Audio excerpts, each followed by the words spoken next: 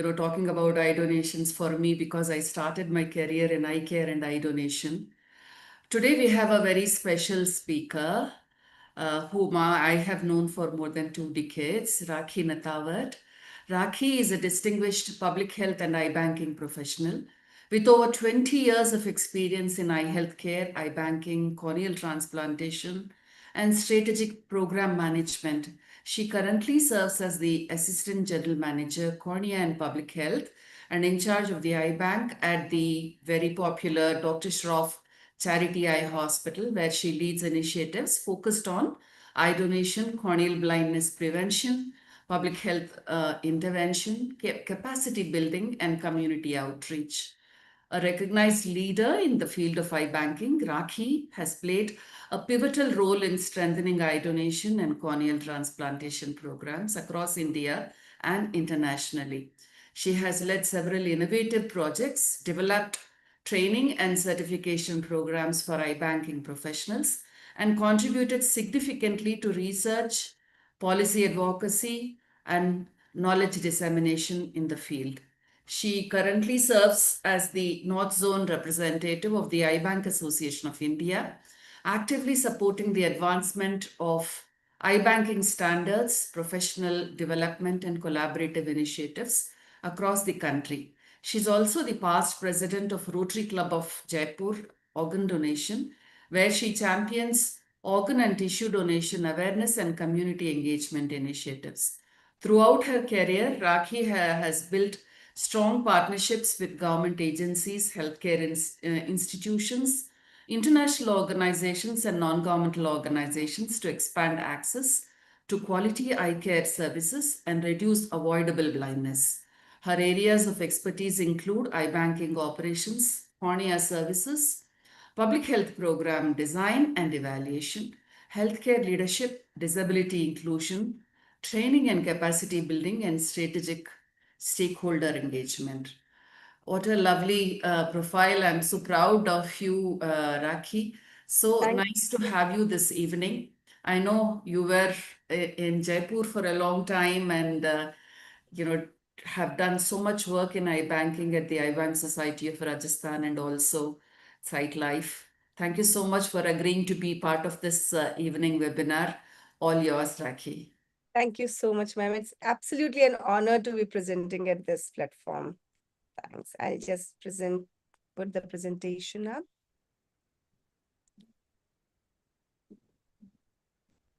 Is these slides visible? Yeah. Yes.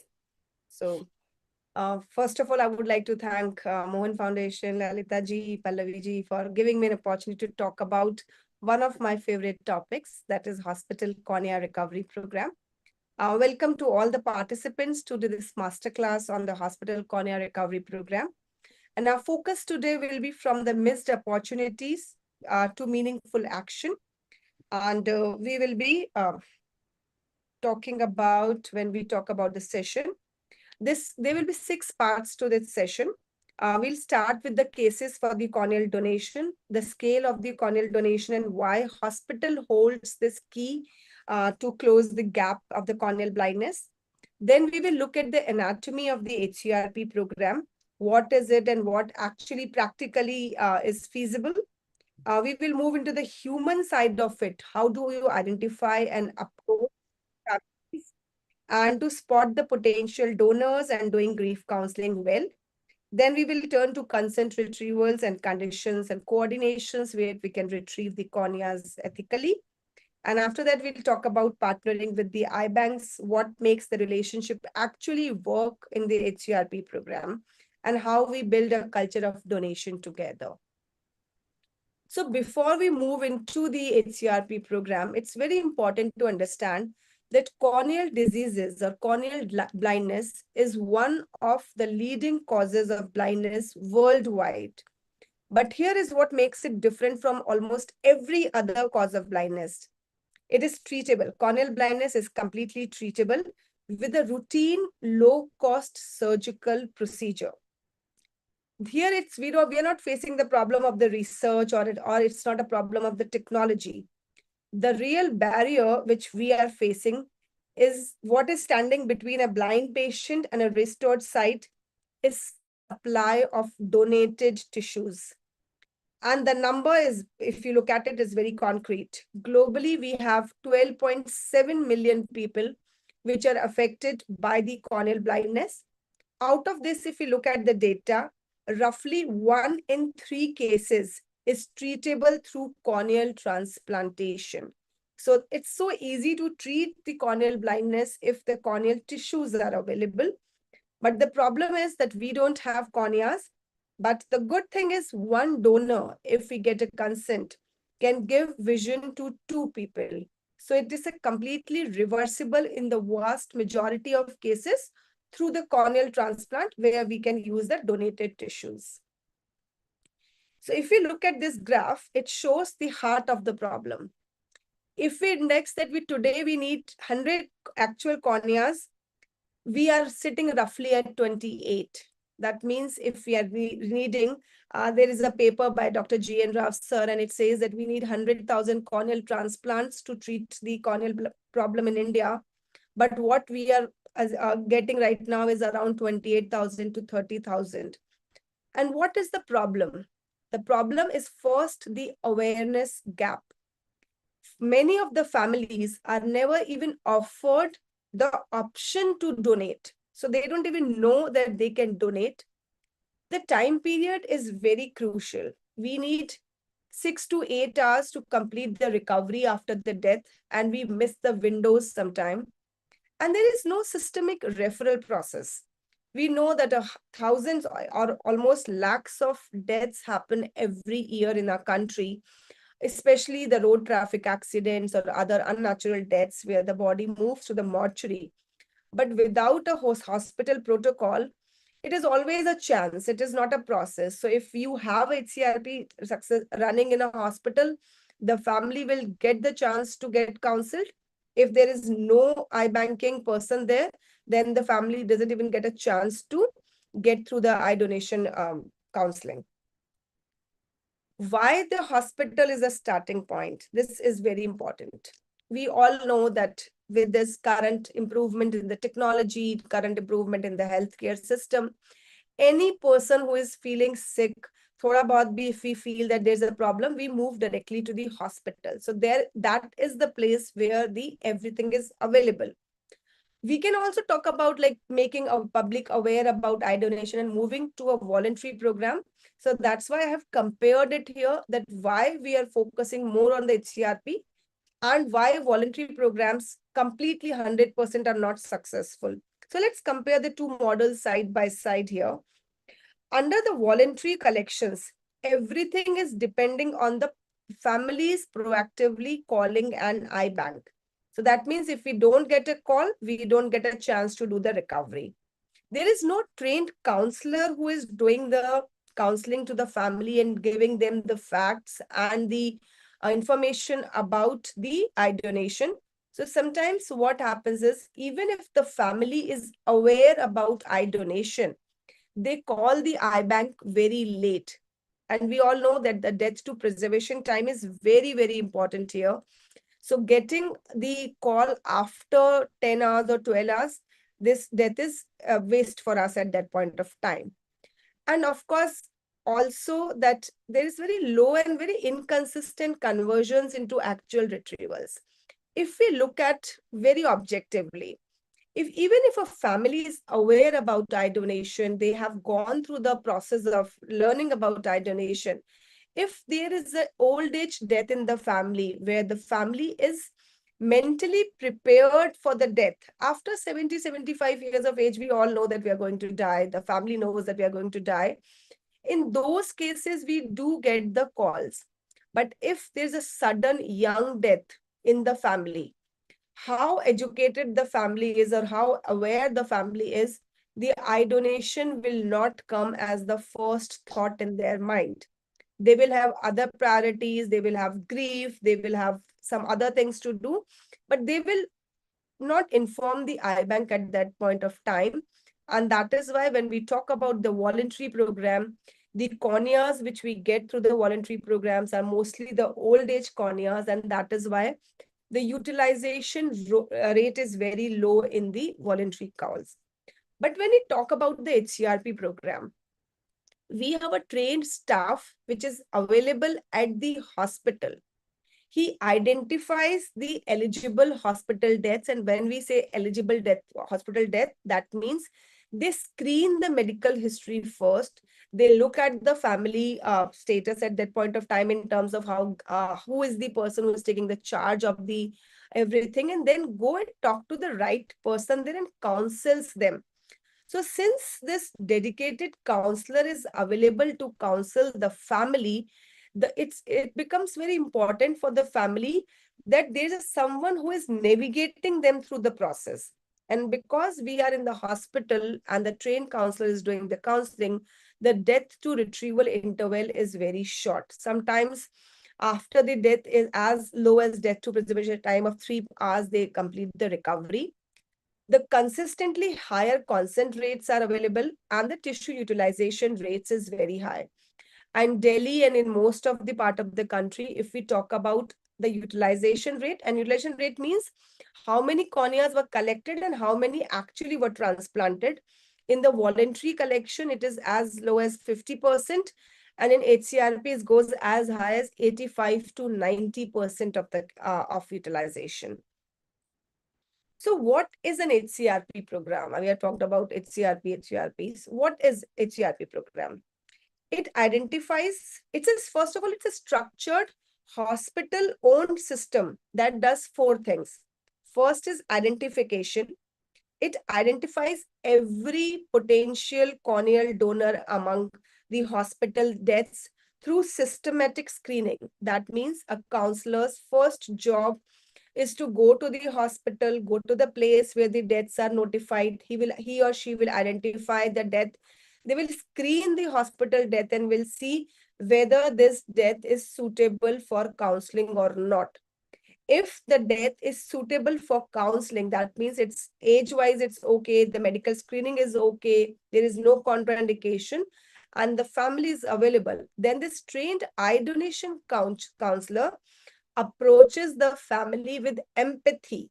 This trained counselor will go and counsel the family and will take the legal consent from the family after explaining them the whole process of eye donation, answering the questions which they have.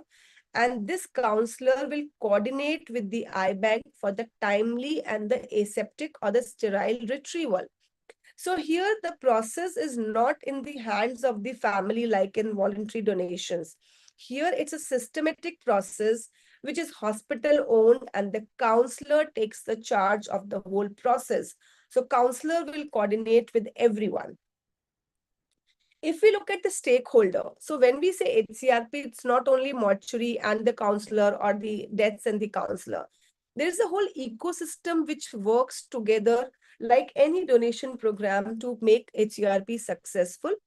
It will include the hospital administration. It is very important for the HCRP program to have the hospital administration pro eye donation, because all the information about the death flows through there.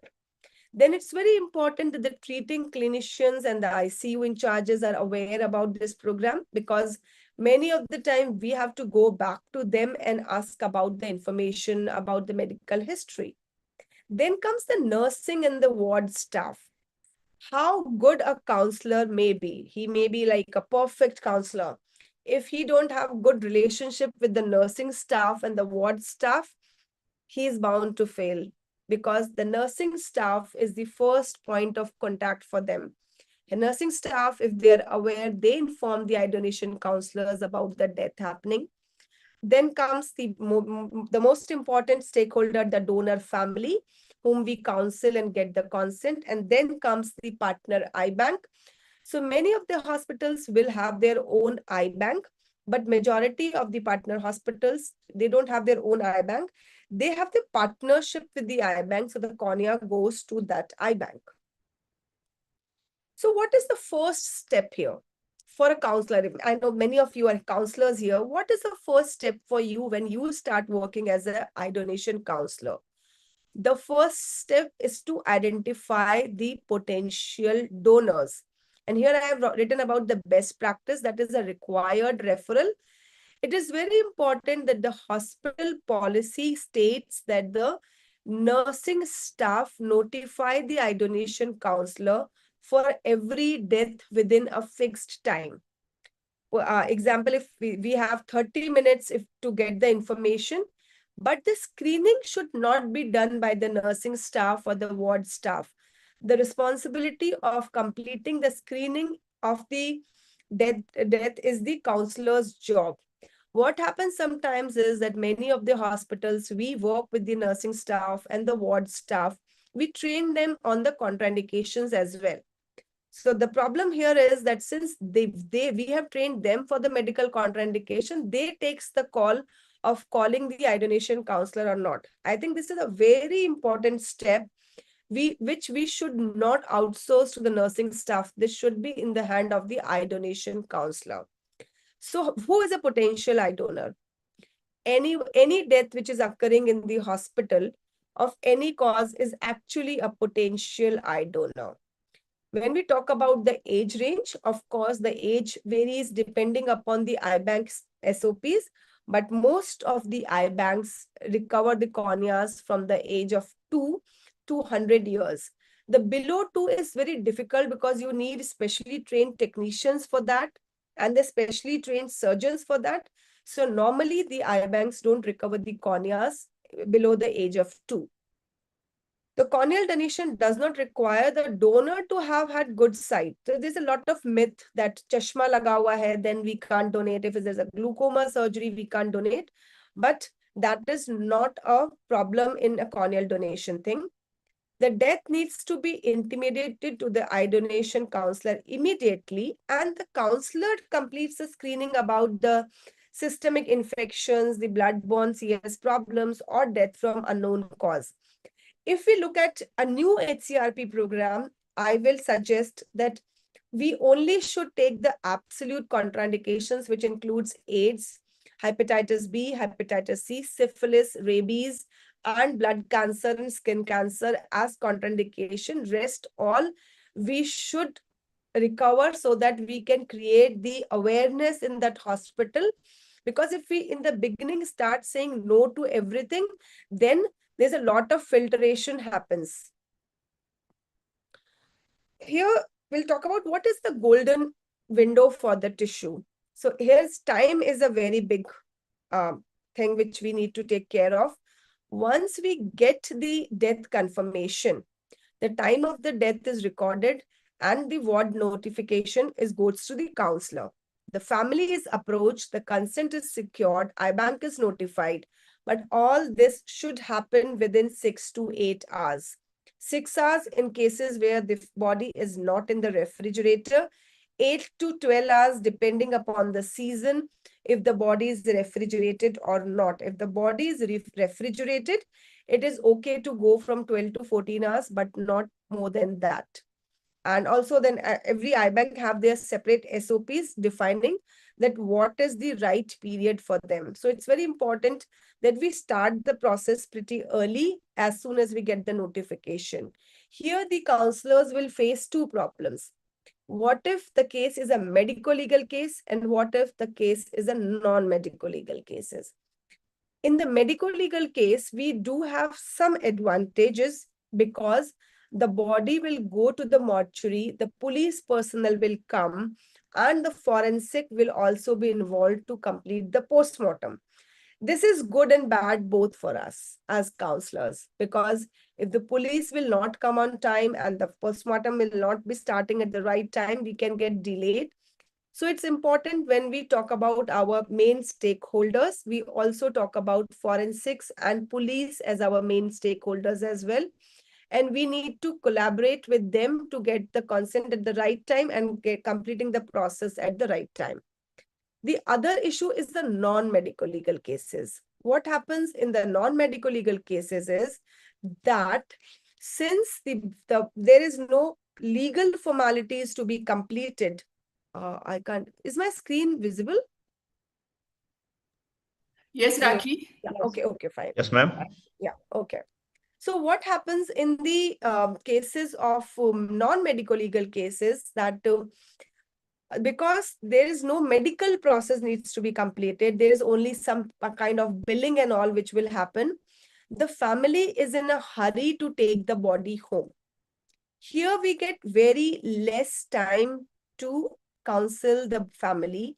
And sometimes then we have to break the right processes and say that, okay, we have to start the counseling as soon as possible so that the body is not dispatched from here. In bigger hospitals like AIMS and the other government hospitals, the body move out of the hospital in around 30 minutes to 40 minutes. So that's the time which the counselor will get to do the counseling. Now is the step 2, counseling the grieving families. And this is the most important step for all of us. I don't use the term eye donation counselor very consciously, because I feel that grief counseling is a very long process, and it is used only when you are after the counselor eye donation as well involved with the family in helping them tackling the grief. So I prefer to use the word as a eye donation counselor, because when an eye donation counselor is doing the counseling, the very sole objective of that conversation and or the end goal is to get the corneas, the eye donation counseling. So I very consciously don't use the word grief counselor, but the eye donation counselor. But it involves the part of the grief counseling, because that is the emotional core of HCRP. If we can connect with the family in the grieving time, then only we will be able to get to the consent. And also, the goal is never to persuade only to get the corneas. It is also important as a counselor to give the family the accurate information in a very caring manner so that they can make the decision that is right for them. You are there to guide the family to take the right decision, which is eye donation, but they can very well decide to say no to you. Your objective is to give the right information. One counseling done today, it may be a yes or a no.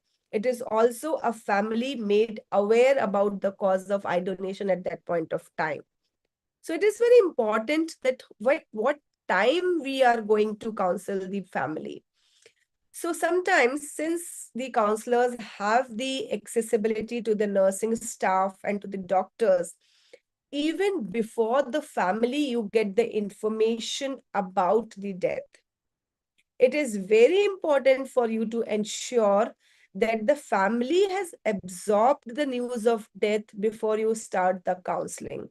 So there is a whole phase of grief, and sometimes when as soon as the doctor will inform the family, their family will go into a shock phase. In the shock phase is also called as the denial phase. At that time, if you start counseling the family, they will never say yes. They themselves have not accepted that the death has happened and we are trying to counsel them to give the consent. So that is not the right time. After the silence, after the denial phase, then comes the phase where they absorb the news of death. Some people have, and everyone have a different way to deal with the grief. Some people start crying, some people go for silence, some people are shouting. At that point of time, it is very important for the counselor to find the right person to talk to. And sometimes this right person is not the next of the kin. We have to identify a person who is taking charge of the formalities, who is taking care of the billing or talking to the nursing staff or talking to the ambulance people. He is the right person to connect. He may be not the next of the kin. He may be an influencer in the family, but connect with that person and try to have the conversation.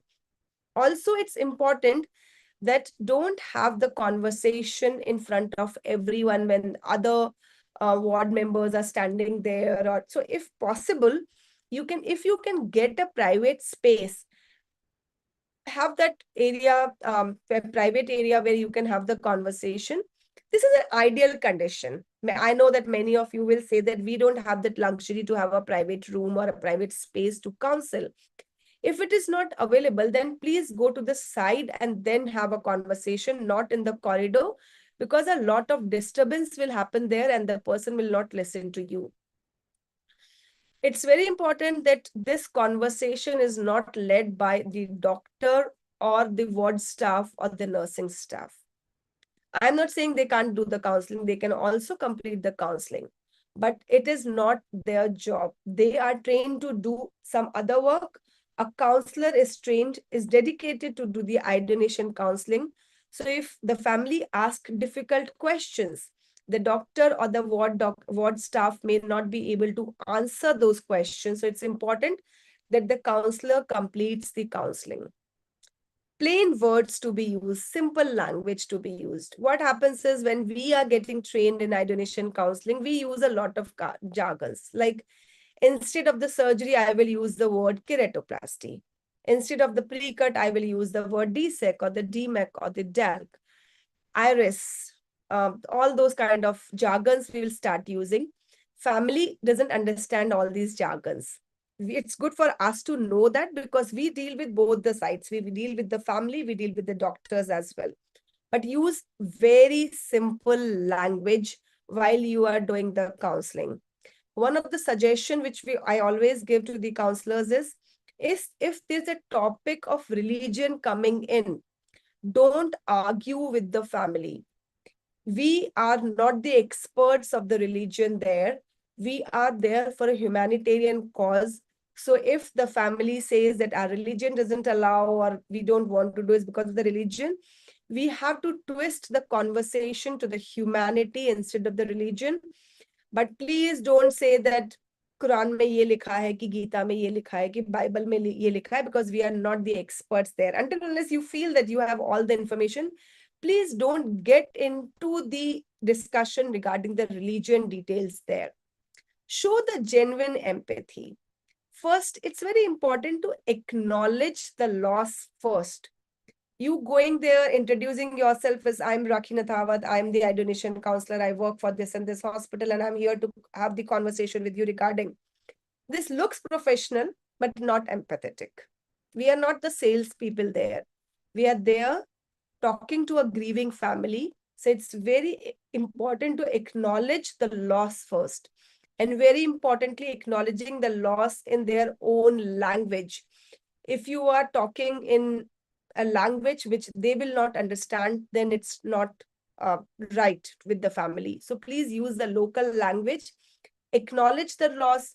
मुझे मालूम चला आपके brother की death हुई है, मुझे बहुत दुख हुआ सुन के. अब many people question this ki how can you don't even know the person, but how can you be acknowledging the loss? But I think that is the first thing a counselor understands, how to be empathetic with the family in which the loss has happened. The donation conversation will come second. First is the acknowledgement. Also, please don't pressurize the families to say yes. We have to respect their decision if they are saying no, because your job was to give them the right information, to guide them through the process, but at the end, it is their decision to say yes or no. Accept the decision gracefully with no repeat approach after that. I have been in a scenario where he was a very good counselor. He was counseling the family, but once the family said no, he got so angry with the family that he said कि जब आप जलाओगे तब आपको realize होगा कि आपने कितना बड़ा पाप किया. And I felt it was so unwanted for at that point of time to tell the family that you will feel bad while you are burning. So I think don't ever use the language. Family took your time, you completed your counseling, that is your job. But after that, the family, we have to respect the family's decision. Maybe today they are saying no, but they will remember that I met person XY in that hospital who told me about the eye donation. It's a good cause. Maybe when I will have something else, I will let them know. Do's and don'ts of the donor family counseling. Like I said, offer the condolences first, very sincerely and unhurried. We are not in playing the table tennis game there. We are in no hurry. So please take your time. Please have a very peaceful, unhurried conversation with them when you are offering the condolences to them. This is a very big mistake which most of us do sometimes, is saying that the body or the deceased or the donor. First of all, when you are starting the conversation with the family, remember the person with whom you are talking is maybe the husband, the wife, the son, the daughter, some relative of the person who has died. They have for their whole life used the name or a relationship there. And suddenly you go there and say that the body is suitable for eye donation, or what is the age of the body. See, as an eye donation counselor, you have an access to the name of the person who has died. Please use the name respectfully and then start talking to the family. As soon as you will say the word as the body or the deceased or the donor, the family will lose the connect with you. Also, explain the procedure honestly, what it involves and what it does not. There may be questions. So there are some eye banks who completes the recovery only the cornea. There are some eye banks in the country who still do the whole eyeball recovery. Based on what your eye bank is doing, you have to give the right information to them. If you take the cornea, talk about that you will take the cornea and there will be no disfigurement. If you are taking the whole eyeball, then also you can talk about that we will take the whole eyeball, but there will be no disfigurement because we will be putting the artificial eye. Explain the whole process to them honestly. Please don't use sentences like one cornea can be used for 6 to 10 people. That's technically wrong. One cornea can only be used for 2 surgeries at the max, no, not more than that. So one eye donation, one person's eye donation can give life to 4 people in maximum through the corneal transplant, not more than that. I have heard very experienced counselors saying कि 10 लोगों को रोशनी मिलेगा, 8 लोगों को रोशनी मिलेगा. It's technically incorrect. Reassure the family that the face and the funeral plans are affected. I did a survey that what are the major concerns of the family while we are doing the eye donation counseling. And the 2 major concerns were top. First is there will be disfigurement of the face. And the second was they will get delayed for the last rites. We have to reassure the family that there will be no disfigurement. We can show them the pictures of the corneal retrieval so that they understand that. And also to inform that we will not be taking the person, the diseased person outside the hospital. The team will come there and complete the recovery. Also, if the family says that we need some time for the discussion and some space for the discussion, please give the family the time and the space to decide together. But that doesn't mean that the family says, give us some time and you go out for 1 hour to have your lunch. And then after, when you come after 1 hour, the family is not there. So be present at that site, but give them that private space where they can have the conversation within each other. Again, don't raise the donation before the family has processed the death.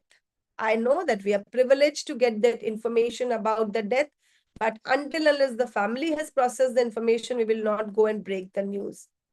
Don't use pressure, don't use incentives and repeated requests. Incentives, financial incentives are a big no-no, but any other kind of incentives also is a no when you are talking to the family. Don't use technical or euphemistic language that confuses the family. Don't discuss donation in public or crowded spaces. And please don't let the request come from an unfamiliar, rushed staff member. अगर आप वहाँ पे available नहीं है उस वक्त counseling के लिए, please, if you want someone else to counsel, please make sure that the person is trained and is not doing the counseling in a hurry. Then comes, we have done the counseling, we have, family has said yes. What is a legal procedure of taking the consent? And it's very important in the eye donation counseling, the consent runs a bit differently. Here, the legal next of kin is defined by THOTA as the grandfather, grandmother, father, mother, brother, sister, spouses, grandson, granddaughter, son, daughter. But in case any of these are not available, anyone who is taking the legal possession of the body from the hospital can give us the consent. This change came in 2014 TOTA rules, which is, I think, a life savior for us, because sometimes when the family is from a village, the next of kin may not be available. In that scenario, the uncle, the aunt, the cousins, they can give the consent, given that they are taking the legal possession of the body from the hospital. The legal consent will always be written. In India, telephonic consent is not legal. So we have to take a legal consent on the form, and it needs to be signed by 2 witnesses. Without 2 witnesses, the consent form will not be considered legal. Donation is a gift. In eye donation and in any kind of organ donation also, we can't sell the cornea, we can't buy the cornea. It is always a gift. So please don't pressure the family and or offer any kind of financial or other incentives, because it's illegal by law. So if it is found that an eye bank or eye donation counselor is offering incentives to the family, the financial incentives to the family, then the license can get cancelled. Confidentiality, that's very important. And with this new DPD Act coming in, all the information about the patient, if someone is leaking it, it becomes a crime for from the law point as well. So please don't disclose the name of the recipient, the name of the donors. Keep it confidential. Also, for the counselors, when they are dealing with the medico-legal cases, we do get information about the post-mortem as well. We know the cause of death after the post-mortem, and sometimes very scandalous information as well. Please don't share the information with anyone, especially the media, because when you are in the mortuary, the media will be outside.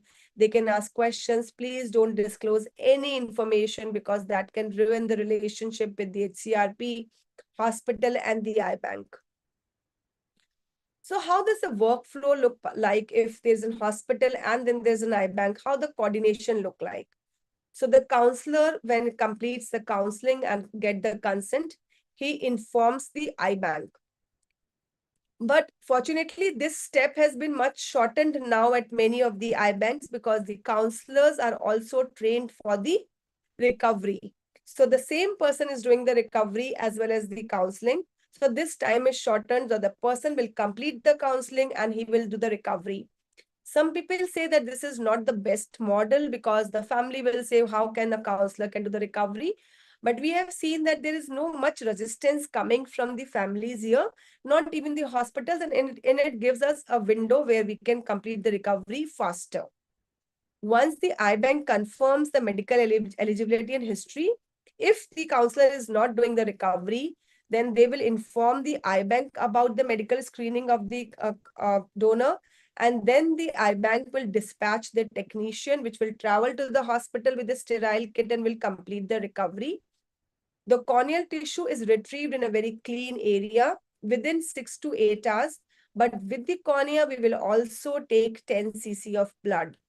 Please, while you are doing the counseling of the family, inform the family that you will take 10 cc of blood. There have been cases where the family, after giving the consent, has said, we were not informed about the blood part and we are not okay in giving the blood. Without the blood, we cannot recover the cornea. So please inform the family about this very important step. Then these tissues are used in put in preservation media, which is cortisol in most of the country. Also the MK medium. The difference between MK and cortisol is that the lifeline for the MK is 4 days and in cortisol is 14 days. After once the cornea is transported to the eye bank, it is evaluated in the eye bank and then it is given for transplant or for the research. How do you build a hospital eye bank partnership, which is strong?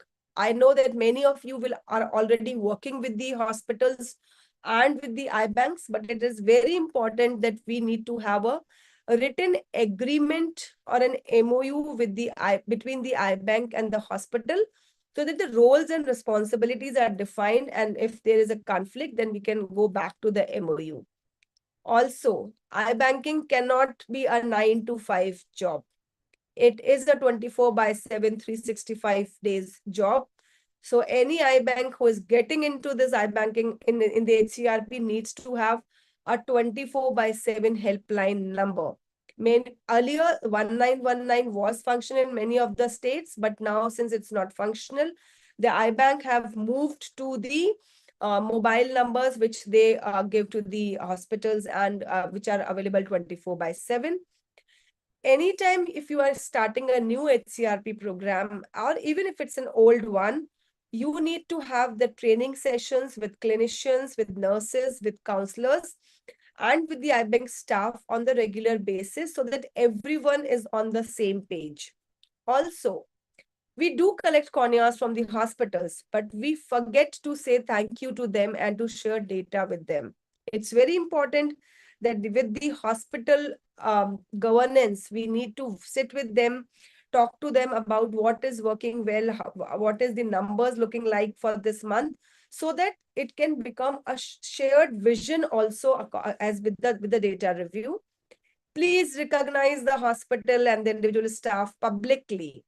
And I said counseling cannot be done publicly with everyone, but the recognition should be a public recognition. So if you have a staff who is working tirelessly to give you the information, or any hospital which is doing a great work, please recognize them on the right platform, and do have a feedback loop where we talk about the tissues collected and how many are utilized with the hospital team. When I say hospital team, not necessarily with everyone, but at least with the higher authorities, that what is happening from their hospital. Also, anything, if you can't measure it, it's not useful. So it's very important for the HCRP program, we need to have a scorecard. So what happens is we train the counselors, we spend a lot of time, money, efforts in having the counselors. But then the only information which we get from the counselor is that hospital is not working well. I don't get any notification. That's it. No, that is not the right information. Every counselor needs to work on the 4 key performance indicators. First is, what is the referral rate? That means how many hospital deaths were happened in that month and how many were referred to the counselor. That will show how active the counselor is and how active the hospital is in providing that information. Then comes the consent rate. How many families the counselor approached and how many actually he or she got the consent. There are counselors in the country who have the consent rate as high as 80%.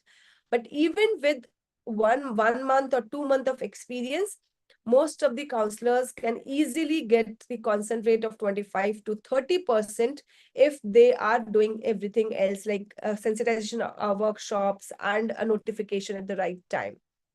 Also, this key performance indicator is the time to retrieval. I get the notification, I have counseled, but the recovery is not happening in 10 to 12 hours. Then it's waste of time. So we need to get the time to retrieval, what is the average hour, and what is the utilization rate. Utilization rate can be bad because of 2 things. One, the screening. The initial screening was not right by the counselor, or technician while doing the recovery have damaged the tissue as well, or there was a contraindication. So we need to closely monitor the utilization rate to understand what is the cause of low utilization rate and then work on it. So we had again worked on this plan as well. And while we were seeing the utilization rate, many of the corneas got damaged because while doing the recovery, since the counselor technician was in a hurry, he stretched the cornea. And because of that, there were stress lines and the cell damage, which resulted in the low utilization rate. So working, Rakhi, yes. Rakhi, it's 45 minutes. People are leaving slowly. Okay. How many So more I'll just, slides do you yeah. have? I not much. I will just come to the last part of it now. Ah, please, yes, Right? because we want to take questions Yeah. also. So myths, I think we have talked about the myths earlier, the disfigurement, the religious beliefs. Also, one of the bigger myths is that only the young donors can donate. No, anyone can donate from 2 to 100 years of age or more than that. depending upon the screening by the counselor. Three key factors a counselor should work on is the trust, the connection, and the timing. This is the key. This whole presentation is summed in this thing. If the family can trust you, if the hospital staff and the family can connect with you and you counsel at the right time, you will get the consent. This is the one successful case study I want to show. IBank Society of Rajasthan, where I started my career, they work on the HCRP program in all the major cities of Rajasthan. And this is the number which is from 2025. Until 2025, they have given vision to 16,000 people. That is what HCRP program can do to the eye donation. So thank you. I think I can take 3 hours on this one, but I think for the first one, it's good. Thank you so much. We can take questions here. Lalita ma'am, you can, over to Thank you. you. I'll just Thank stop you sharing. so much, Rakhi, for this exhaustive presentation. Lalita, I had a question, though I'm unable to raise my hand. That emoticon I can't see. Then you have to switch on your video and raise your hands. Okay. Yes, agreed. So, Go ahead. okay. Thank you, Lalita. So, Rakhi, that was a really good presentation, but a lot of our coordinators here are fairly senior and have been counseling on organ donation. So that bit, perhaps many of them have. I want you to focus the next couple of minutes on if today a hospital counselor coordinator wants to start an HR hospital corneal retrieval program in their hospital, how do they go about it? Who do they approach? How do they put that system into place? So there are three major stakeholders there. One is the hospital administration, that is the MS or the CMO, depending upon the structure. Second is the forensic department, and third is the police. And how will this flow is, see, in the organ donation cases, because there are very less cases in the organ donation, you definitely get the information. But in HCRP program, it's very important that you get the information about every death happening in the hospital, despite of the cause of death. So if you work with the MS to get a structure where you get the information, and it can be very variable in multiple different hospitals. Like I'll give you 3 examples. One is at AIMS, where they have integrated the notification into the EMR. So as soon as death happens at the AIMS Delhi, it goes directly to the counselor and to the IBank. The work done very easily, but it is AIMS. It cannot happen replicated anywhere else. In PGI Chandigarh, what they do is they have a dedicated mobile number which is distributed at all the wards. And there is a circular from the medical superintendent that every death which is happening in the hospital, despite of whatever the cause of death is notified on that mobile number. And needless to say that this will be the number of the coordinator or whoever is doing the eye donation counseling. And if that mechanism is sorted, at least you will start getting the information about the death. That is the first step. Then you do the screening and you do the counseling. This will work very well for the non-medical legal cases. The easiest way is to target the mortuary, where the forensic department will come in place. So in non-medical legal cases, the disadvantage is that we get very less time to counsel the family, 30 minutes to 45 minutes. But as soon as a medical legal case goes to the mortuary, it will take sweet 3 to 4 hours. The family will get settled by that time. And in medical legal cases, since the postmortem is going to take place, it is very easy to talk to the family and say, sir, anyways postmortem होने ही वाला है, body खुलने ही वाला है, आप अगर eye donation कर देंगे तो क्या फर्क पड़ेगा, छोटी सी चीज है. And if the forensic department is pro eye donation or they are at least aware, then what they will do is they will support this cause. In non-medical legal cases, the average consent rate is around 45 to 50%. But in medical legal cases, the average consent rate is around 80%. So I will say, if you are going to start the program, start with the mortuary. that is the easiest way to start an HCRP program. If you get 100 cases per month, it will be easily, you will get around 50 to 60 corneas a month from there. And these are like healthy young corneas. Correct. Thank you. And then, of Thank course, you. the police department as well, because they will come for the Panchnama. Yes. So focus on this. I say rest everything aside, just focus on the mortuary first, establish the mortuary program, and then move to the non-medical legal cases. Excellent. Thank you. Thank you. Thank you so much, Rakhi. Just want to, before we take more questions, just want to quickly make an announcement. There is a feedback form in the chat box. All the participants, please fill the feedback form. You'll get an e-certificate. So only if you fill the feedback form will you get a certificate. So please go ahead and fill the form. Dr. Seth is here. Dr. Seth, you want to say something?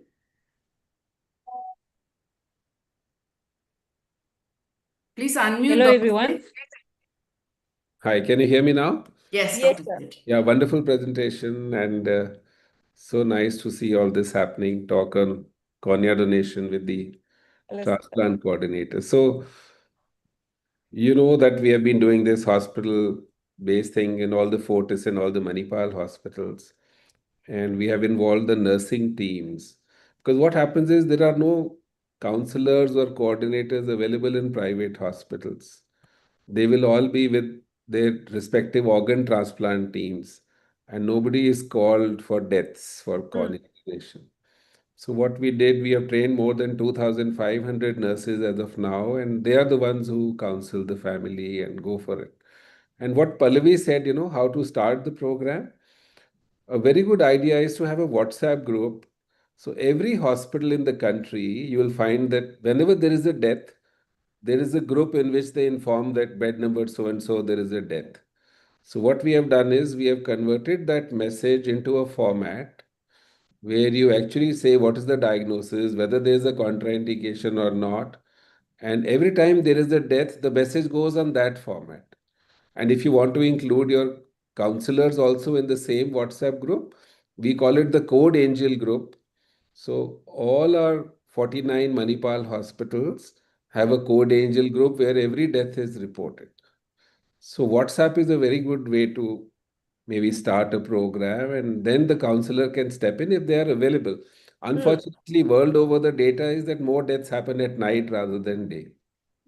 At around 4. So In fact, yeah, I looked at the the data. counselors are not around most of the time. 4 a.m. to Yeah. 6 a.m. Yeah. is the time which actually deaths get declared, even in the government hospitals, actually. Yes.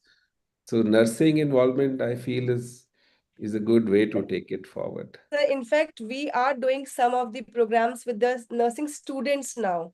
And with the third year nursing students in the like St. Stephen's and Hindu Rao and all, we have a 1-day session with them, 1-day full orientation program with them to make them aware about eye donation.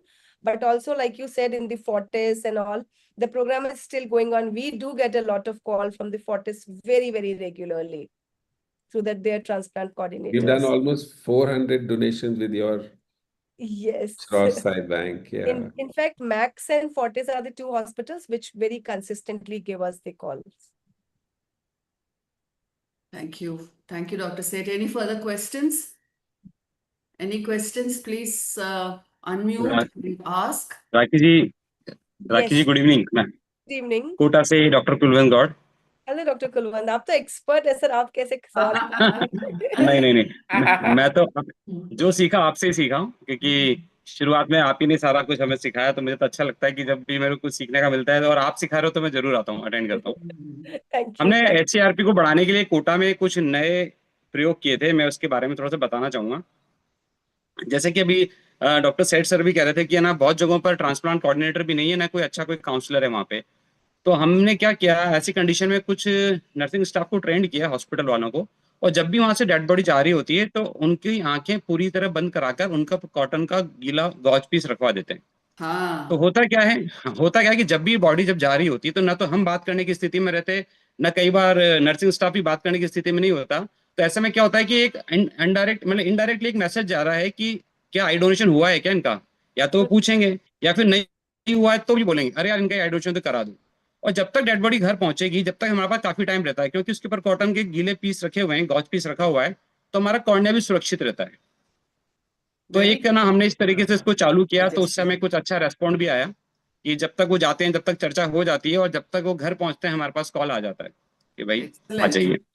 Excellent और suggestion. हाँ, और एक हमने एक और चालू किया कि जब डेथ डिक्लेयर करते हैं तो वहां पर वो लोग ना चादर उसके ऊपर डाल देते हैं, तो उस पर भी स्टैंपिंग हो रखा है कॉर्नर पे, बहुत ज्यादा स्टैंपिंग भी नहीं, कॉर्नर पे हमने स्टैंपिंग किया हुआ है, नेत्रदान महादान लिखा हुआ है, बस सिर्फ इतना सा छोड़ा है वो मैसेज। तो उससे भी क्या होता है कि जब भी ऐसा कुछ मौका आता है और उसके ऊपर वो व्हाइट चादर डालते हैं, तो कहीं ना कहीं नेत्रदान महादान का एक message That indirectly is a message कर देते हैं। reminder. Yes, exact. तो Thank Actually, you. छोटा छोटा कोशिश कर a जी। lot of work is being done at Rajasthan. I always quote the example of Rajasthan. Yeah, When we correct. talk about the police program or the forensics and all, Rajasthan is always the I will say the pioneer And there. actually, Kulwant comes up with some very creative ideas. He Correct. always is thinking of new ideas, and I must appreciate that, Kulwant. Really. Thank सोचते you हो thank तुम you हमेशा thank you नया। Any other thank you thank you. questions? Thank you, Kulwant. Okay ma'am, thank you. Any other questions? Just want to share with you, Rakhi. Do you know how HCRP, this very term came into being? Yes, we love You to know, hear that. in Hyderabad, there used to be one counselor in L.V. Prasada Institute who used to go to NIMS, Nizam's Institute of Medical Sciences, and counsel the families during the day, just between 10 and 3. And we found that several eye donations were happening at that time. And then with that experience, Eye Bank Association of India, I was in EBAI at that time. I and Mr. Suresh Guptan, you know Suresh very well. So both of us sat down and said, we have to popularize this. So we said, we need to first find a name for this. So that's how we said Hospital Corneal Retrieval Program. We are retrieving the corneas from a hospital. So let's do it as, let's call it Hospital Corneal Retrieval Program, HCRP. So what we did is when we said it's working in NIMS in Hyderabad, everyone said, oh, south of India, it will work, not in other parts of the country. So what we did is we found funding in Gujarat Ambuja Foundation. We got funding for a grief counselor, for an eye donation counselor, and we put her in Sion Hospital in Mumbai. So this young girl from Nirmala Niketan, fresh out of college, she was put there, and we did a lot of eye donations there. We also did a death to eye donation audit, and we found at that time it was 65% in Sion Hospital, in a busy public hospital. So with this, what we did is we said we have to popularize HCRP because everyone was just depending on the telephone bell to ring from, call to get a call from the families from homes. So we sought funding from Orbis, the international NGO. We took this concept of HCRP, just like you presented about HCRP. What is HCRP? How to start HCRP? Where to start HCRP? So we did a one-day workshop in 8 cities of India. So that's how HCRP became popular. So just wanted to share that with you. And it's so nice that everyone is talking about HCRP vis-a-vis voluntary donations. In fact, ma'am, there is a lot of data available in the papers, research, published paper, which says that in country, 75% of the corneas come from the HCRP program. Nepal is the other place where it is running very successfully, and many of the other countries. Currently, I am working with Indonesia. I work with Ethiopia as well. They joined the call as well here today. That these people have started working on the HCRP program now. So that has become a model which is successful not only in our country but globally as well. Okay, So, fantastic. I wanted to ask you, Rakhi, what are some of the good examples from India in terms of HCRP? India, definitely LV Prasad is the one which we all know, but the Arvind Eye Hospital, Madurai, If we talk about the northern part of the country, AIIMS Delhi is a very big example, but they also have access to a huge number of deaths also. At Shroff, Delhi, because we don't have access to the big hospitals, we rely only on the smaller mortuaries. And that said, with those smaller mortuaries, we do 1,800 transplants a year in Delhi. So, Wow. and then MK International in Indore. So if you look at all the 20 big eye banks in the country, they are all dependent on the HCRP for their success. But EBSR, I will always say, is a very unique model, of course, close to my heart, but also their model, no one has replicated yet in the country. Correct. That's true. So, and Nepal is the one who is working on the EBSR model, actually. So EBSR is very heavily volunteers dependent. yes. So in a similar manner, Nepal has one state, one country, one eye bank, but they have chapters along every state, every city, and then they have people who are taking care of it from as a volunteer or as the ophthalmologist. But I think that one model is something which I think we need to work on. Yeah, Good. correct. Any other questions? Thank you so much. It's really good. Thank you. Thank you so much, Rakhi. That was wonderful presentation. It's so informative, so exhausted. And we really look forward to working with you in other parts of the country, like you're going to Manipur. I think we will also need to do something similar in Jharkhand, perhaps in Bihar also. We really look forward to partnership with Shroff Eye Bank and yourself personally. Thank you so much for the passion that you bring into this entire eye banking world. Absolutely my pleasure. Thank you. Thank you. Thanks, Thank you Pallavi. so much. Thank you so much, Rakhi. Thank you, Lalita. Thank you. Thank Bye-bye. you. Bye. Thank you. Hi, Dr. Shroff.